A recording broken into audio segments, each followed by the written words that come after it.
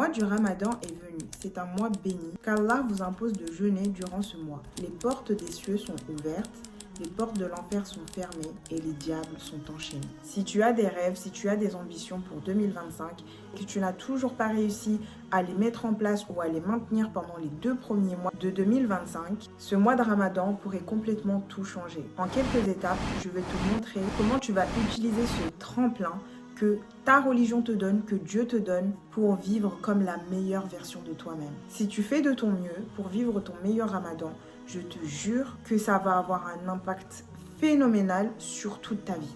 Dans notre religion, il y a 2 catégories. Ce sont 2 catégories que chaque musulman doit faire et que l'un ne va pas sans l'autre. Quand tu fais la prière en tant que musulman, quand tu jeûnes pendant le mois de Ramadan, ça c'est ce qu'on appelle la forme de la religion. C'est les actions.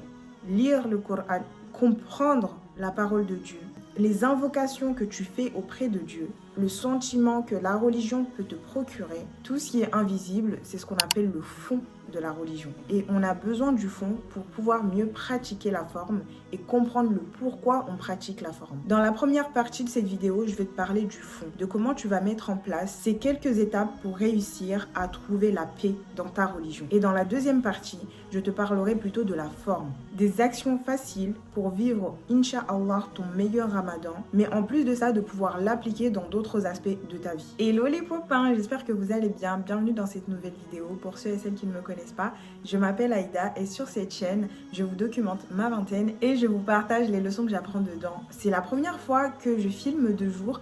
Dites-moi si vous aimez bien l'ambiance, si je trouve que ça change, ça me change totalement, donc dites-moi. Je sais que le mois de février, j'ai publié une vidéo sur les 4 vidéos que je devais publier, mais franchement, ça a été trop galère. La première semaine, je suis tombée malade, la deuxième semaine, j'étais malade, la troisième semaine, j'étais à peu près bien, mais j'étais beaucoup trop fatiguée des 2 semaines de maladie, et c'était la 4e semaine que j'ai commencé à me sentir un peu mieux, et je me suis dit, vas-y, c'est trop tard, c'est pas grave, on va tout effacer et recommencer notre année en mars. Je sais pas si tu es d'accord avec moi, mais je pense que c'est une très bonne idée. En fait, à quel point tu crois en Dieu? On a tous tendance à dire qu'on croit en Dieu, mais à la première épreuve, on se demande pourquoi nous, pourquoi ça nous tombe dessus. Et en fait, tu peux pas dire que tu as confiance en Dieu, tu as confiance au destin qu'il te donne, alors que tu n'arrives pas à lâcher le contrôle, un contrôle que tu n'as pas de base. Et ça, c'est ce que le tawakkul t'apprend à faire, de faire confiance dans ta totalité en Dieu. Il est temps de lâcher prise sur ta vie et de laisser le contrôle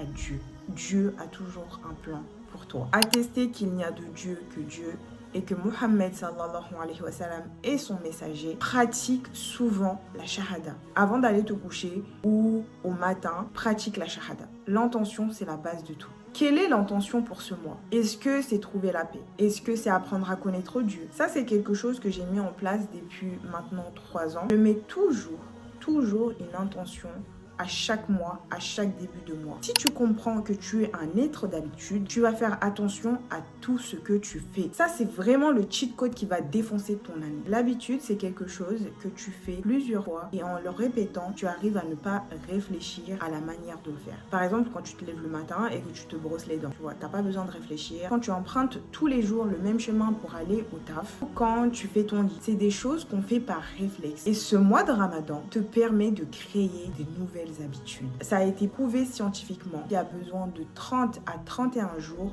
pour qu'une nouvelle habitude s'installe dans ton quotidien. Combien de temps le mois de Ramadan dure? Regardez la beauté de la religion. Celui qui a créé ton cerveau et celui qui sait comment il fonctionne ton cerveau, il a choisi de te donner la possibilité une fois par an de revoir ta manière d'être, ton comportement, tes habitudes pendant 31 jours. Quand tu regardes les études scientifiques et que tu regardes la religion, subhanallah, c'est incroyable. Si tu es capable de faire ça pendant un mois, c'est que tu es capable de changer tes habitudes sur le long terme. Ce que tu vas faire pendant un mois, tu n'as juste qu'à les dupliquer sur les autres mois qui restent. Ça te prouve que tu es quelqu'un qui est capable de tenir tes engagements à partir du moment que ton pourquoi est assez fort. Donc pendant un mois, tu es discipliné. Et si tu es capable d'être discipliné pendant un mois, c'est que tu es capable d'être discipliné tout au long de l'année, peu importe les objectifs que tu te mets en place. Il est important de déconstruire pour mieux construire. Je suis née musulmane et j'ai grandi dans la culture musulmane. Il y a plein de musulmans qui se disent musulmans,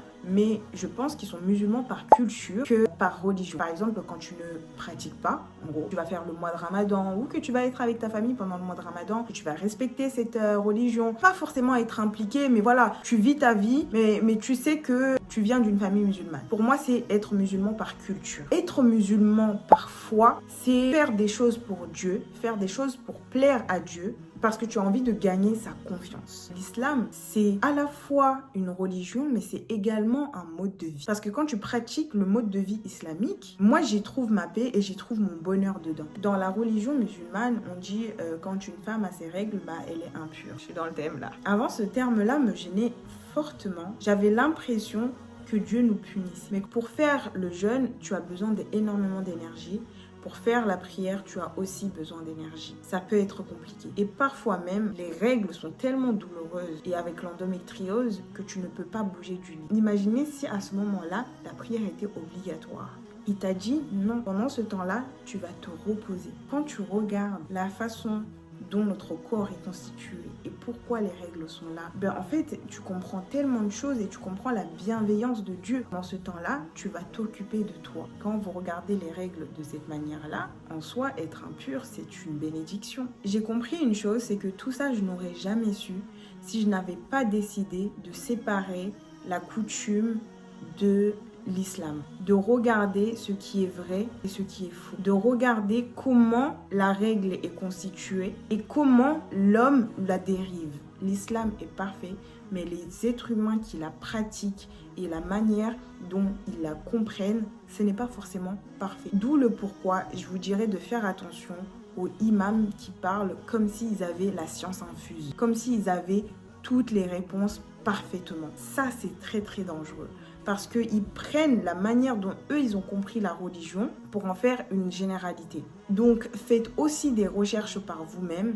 Comparez plusieurs paroles de plusieurs personnes. Regardez les hadiths, regardez le Coran, regardez le tafsir des sourates avant de fixer une décision. Parce que vous comprendrez que même dans notre propre religion, il y a des divergences d'un imam à un autre, d'un savant à un autre. Tout ce que vous voyez sur Internet n'est pas forcément la vérité. Maintenant qu'on a parlé du fond, on va parler de la forme et comment on va se fixer des objectifs afin de réussir notre mois de Ramadan, Inch'Allah, et de nous permettre de continuer sur tout le long de l'année. La première base à installer, c'est l'intention. L'intention, si on devait le comparer au développement personnel, ça serait ton pourquoi.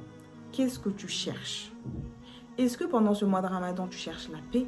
Est-ce que pendant ce mois de Ramadan, tu cherches à connaître Dieu? Une fois que tu as eu ton intention, tu vas te fixer tes objectifs. Moi, la première année que j'ai commencé à réellement revenir vers la religion, mon intention, ça a été d'apprendre à connaître Dieu. Quelle manière j'ai fait ça? C'est comprendre la parole de Dieu, regarder le tafsir des sourates, apprendre l'histoire du prophète Mohammed sallallahu alayhi wa sallam et pourquoi il est aussi important dans notre religion. Moi, cette année, mon intention, c'est trouver la paix dans ma religion. Et mes objectifs par rapport à ça, ça va être lire le Coran, faire le tahajjud. Donc ça, pendant les 30 prochains jours, Inch'Allah, je vais être assidue sur le fait de faire le tahajjud. Lire le Coran tôt le matin. Ça calme mon esprit. Apprendre une nouvelle sourate, pour quel contexte elle a été révélée, pourquoi elle a été révélée, etc.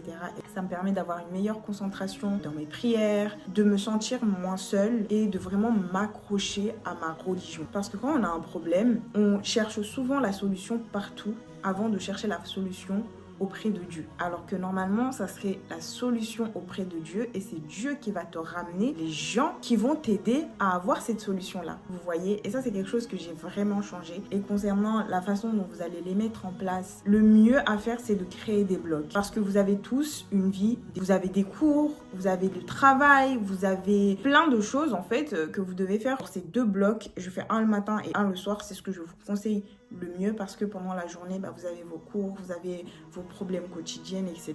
Et comme ça, vous arrivez à mélanger votre religion, votre vie, parce que al-dunya wal akhira, les gars. Et surtout quand vous habitez dans un pays non musulman qui ne fonctionne pas en fonction de la religion, mais qui fonctionne en fonction de tout. Enfin, c'est une société, quoi, qu'il y a plusieurs religions, plusieurs personnes qui croient ou qui ne croient pas. Il faut que vous fassiez en sorte de pouvoir tenir sur le long terme.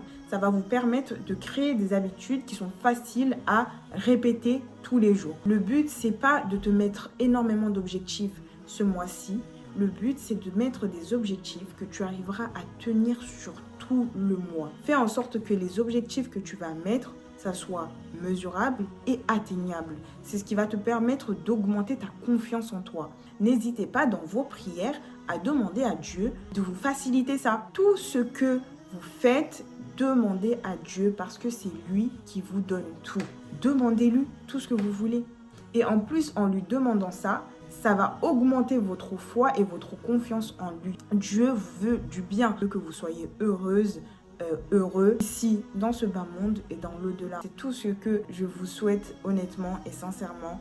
Je vous souhaite un très bon Ramadan et que Dieu vous protège votre famille et qu'on arrive à faire ce mois de Ramadan dans la paix et à être heureux et en sortir beaucoup plus grandi et meilleur qu'avant, parce que c'est tout ce qu'on cherche, c'est de devenir meilleur qu'avant. Sur ce, je vous dis à la semaine prochaine pour un vlog. Ouais, j'étais en train de réfléchir, est-ce que c'est un vlog ou c'est une vidéo face cam? Ce sera un vlog, Inch'Allah. Et je vous souhaite un très bon Ramadan. Je vous fais des gros bisous.